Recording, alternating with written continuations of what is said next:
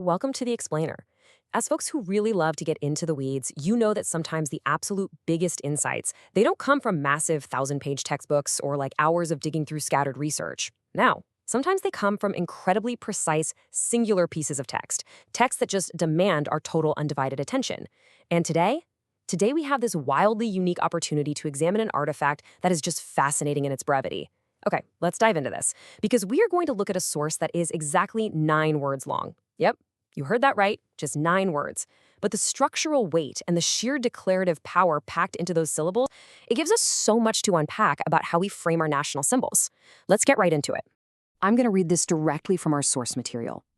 Excerpts from National Tribute to the American Eagle, American Eagle Day. I actually wanted to leave a deliberate pause right there, just to let the sheer brevity and the heavy weight of this complete source artifact really sit with you for a second. This isn't a summary of something else. It isn't a brief introduction. This is literally the entirety of the textual artifact we're deconstructing today. You know, in this age of total information overload, there is something deeply, almost weirdly fascinating about encountering a text that's this concentrated. It completely forces us to look not just at what is being said, but exactly how it's being said. Every single word here is pulling double duty and carrying a massive structural load. So looking closely at the terminology they chose here, we kind of have to ask ourselves, what actually elevates a symbol in our minds to the level of a national tribute?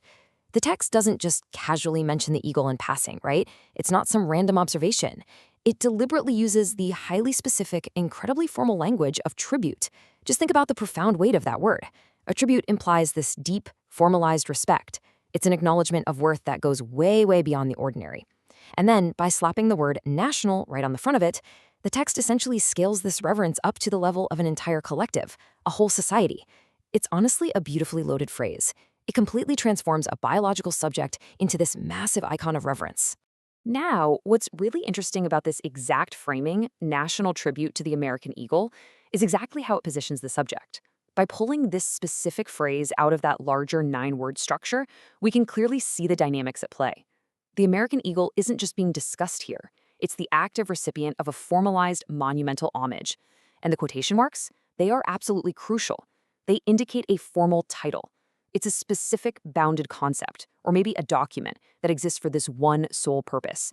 It creates a dedicated space of honor. The text essentially demands that we, the readers, stop and recognize the sheer gravity of the subject matter before we even get to the actual event being named. Let's move to the structure and see exactly how this builds. Because our source text, it's practically architectural in its design. It's like a giant puzzle. Step 1 is the framing. Excerpts from. This totally sets the stage, telling us right off the bat that we're looking at a piece of a much larger whole. Step 2 is the action or the concept, the national tribute itself. That establishes the tone and the monumental nature of what we're talking about. And finally, step 3 is the event, American Eagle Day. So the text essentially funnels our attention. It takes us from the implication of this massive document through the grand atmosphere of a national homage straight down to a specific named occurrence. It's a literal masterclass in establishing context and delivering a focal point in just a handful of syllables. I actually want to back up and spend a moment focusing purely on that opening fragment, excerpts from. Rhetorically speaking, what does it actually mean for our source to be just a fragment of a greater tribute? Well, it implies existence far beyond what we can currently see. It strongly suggests that the national tribute to the American eagle is expansive. Maybe it's a huge, lengthy proclamation or a massive collection of sentiments. And the word excerpts, plural, is highly evocative. It's telling us that what follows is a carefully curated selection.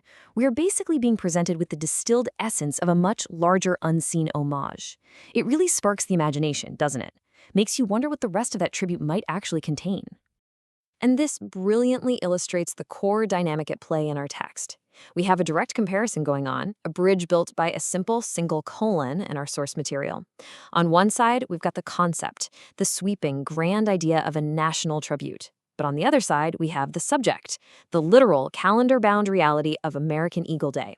The text uses that punctuation to directly, explicitly link the two. It tells us that the abstract, grand idea of a national tribute finds its concrete, highly specific manifestation right there in American Eagle Day. The day itself is essentially the delivery mechanism for the tribute. So the crucial point here is that American Eagle Day isn't just some random phrase tacked onto the end as an afterthought. Based entirely on the precise framing of our source text, American Eagle Day is the specific, isolated focus of this excerpted tribute. The text absolutely cements the idea that the day itself is the embodiment of this formal homage. Think about it. If the national tribute is the larger, unseen document or overarching concept, then American Eagle Day is the vital, bottom-line piece of information we are meant to walk away with. It is the exact focal point of reverence that the entire 9-word structure was meticulously built to support and introduce. Which brings us to a final, pretty compelling thought. By deconstructing these few carefully chosen words, we've clearly seen the monumental scale implied by the text. So relying purely on the raw power of the language we just explored together, we have to ask ourselves, in the face of a national tribute, a formalized collective homage of this magnitude, how should we actually observe American Eagle Day? The text itself doesn't actually hand us a set of instructions, right? But its framing demands absolute respect and reflection. It leaves us to ponder the true nature of this commemoration.